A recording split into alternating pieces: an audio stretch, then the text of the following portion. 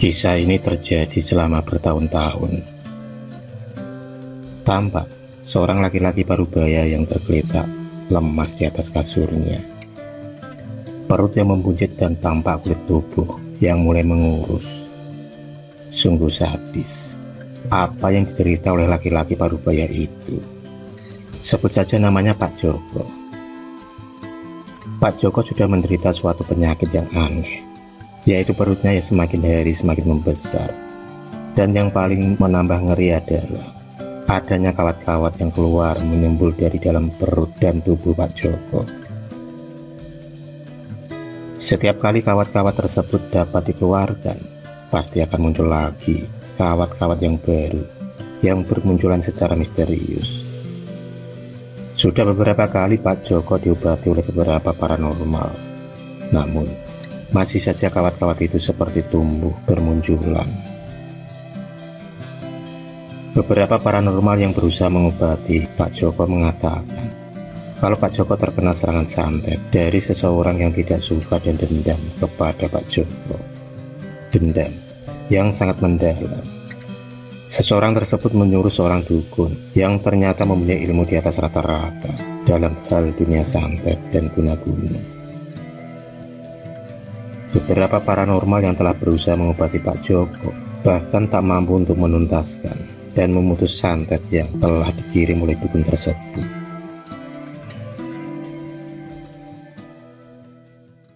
Sudah 2 tahun ini Pak Joko merasakan penderitaan yang amat berat. Rasa sakit yang ia rasakan seperti menusuk seluruh tubuh Pak Joko, hingga ia harus tergeletak berbaring di atas kasurnya. Anggun, anak perempuan semata wayangnya, selalu setia merawat ayahnya dan ditemani oleh sang suami, yaitu Andre. Mereka berdua bergantian dengan ikhlas merawat Pak Joko. Sebenarnya kejadian ini berawal setelah Anggun dan Andre menikah 2 tahun yang lalu.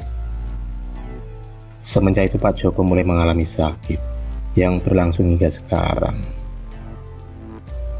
Kebahagiaan keluarga yang diidam-idamkan kini berubah menjadi duka.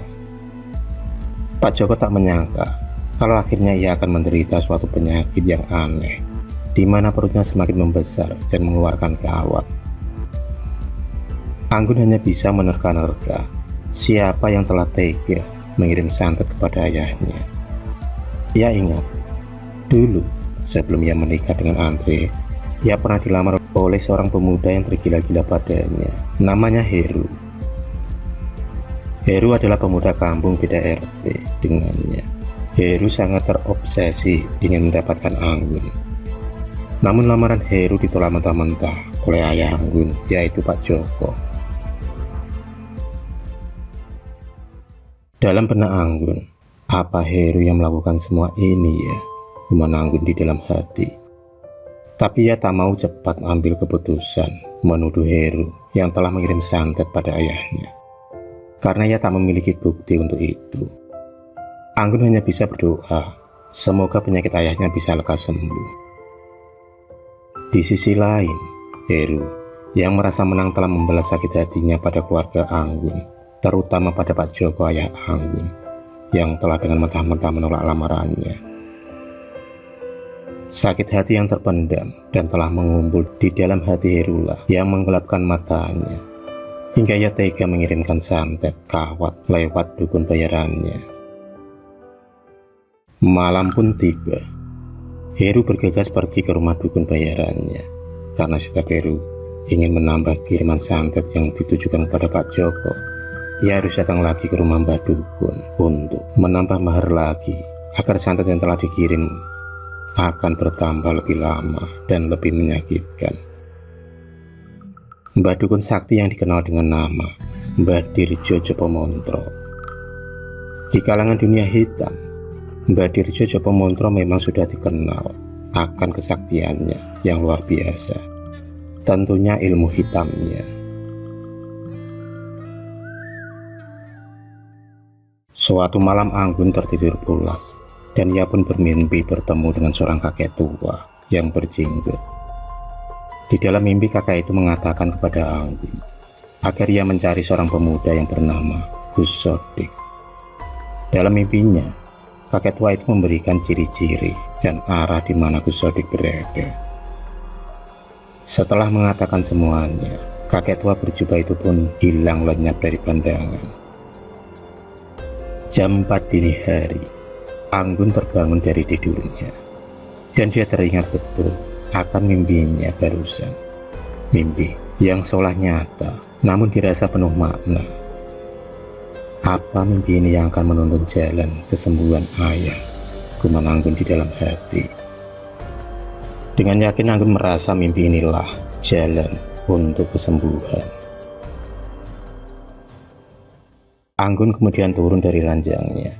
Ia segera berjalan keluar, mengambil air wudhu untuk melaksanakan sholat subuh. Karena dari kejauhan sudah terdengar suara azan subuh dari musola seberang.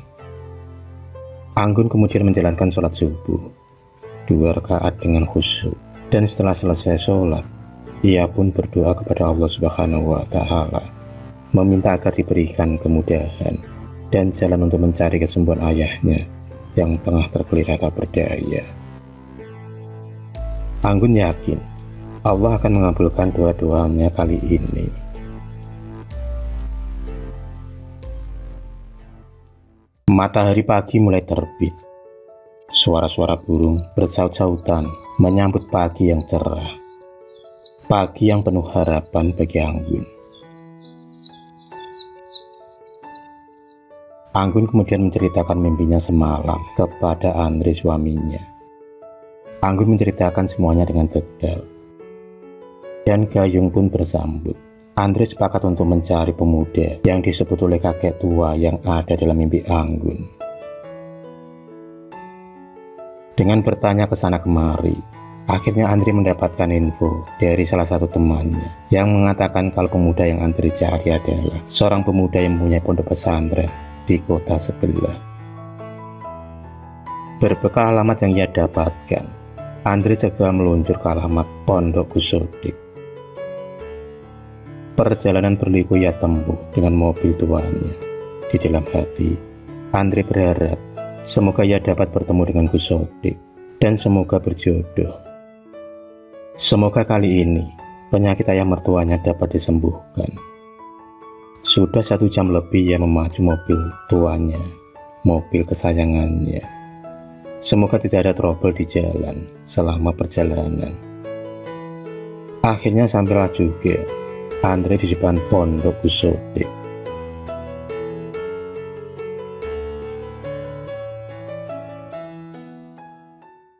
Andre diterima dengan ramah oleh Gus Sodik di pondoknya. Dengan sangat ramah, Gus Sodik kemudian mempersilahkan Andre untuk menceritakan maksud dan tujuannya ke pondok Gus Sodik. Andre segera menceritakan maksud dan tujuannya secara detail dan gamblang. Gus Sodik hanya tersenyum. Seperti sudah jodoh, hari ini Gus Sodik memang tidak ada jadwal apa-apa. Maka berangkatlah Gus Sodik bersama 2 santrinya mengikuti Andre untuk menuju ke rumah Pak Joko. 2 mobil beriringan berjalan menembus jalan, dan tak lama kemudian sampailah mereka di depan rumah Pak Joko. Gus Sodik kemudian turun dari mobilnya bersama dengan 2 santrinya.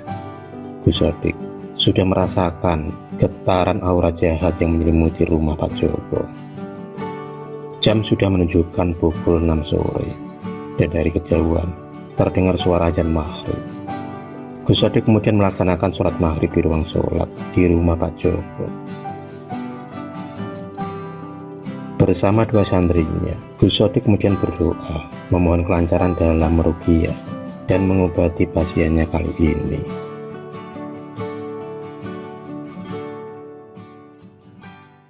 Pak Joko dibaringkan di atas kasur kecil di ruang tengah. Gus Sodik segera melakukan ruqyah untuk pengobatan Pak Joko.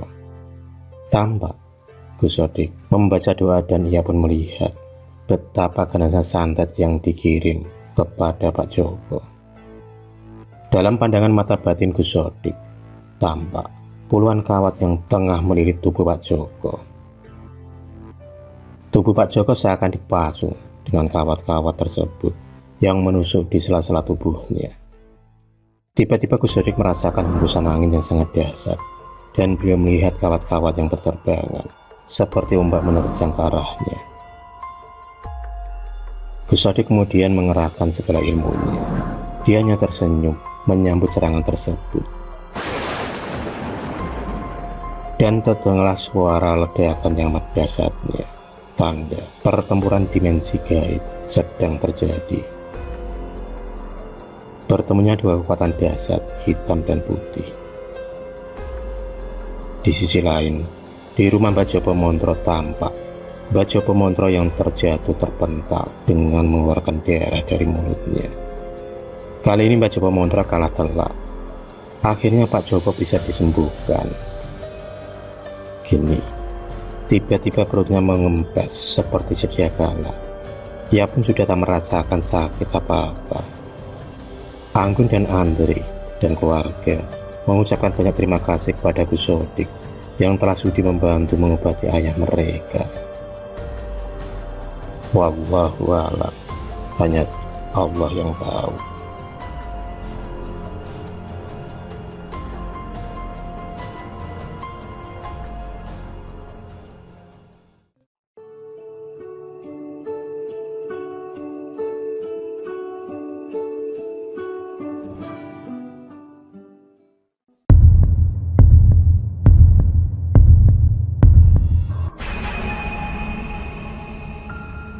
Terima kasih sudah menonton video cerita bergambar ini. Klik subscribe untuk terus berlangganan video-video cerita bergambar selanjutnya. Semangat berkarya.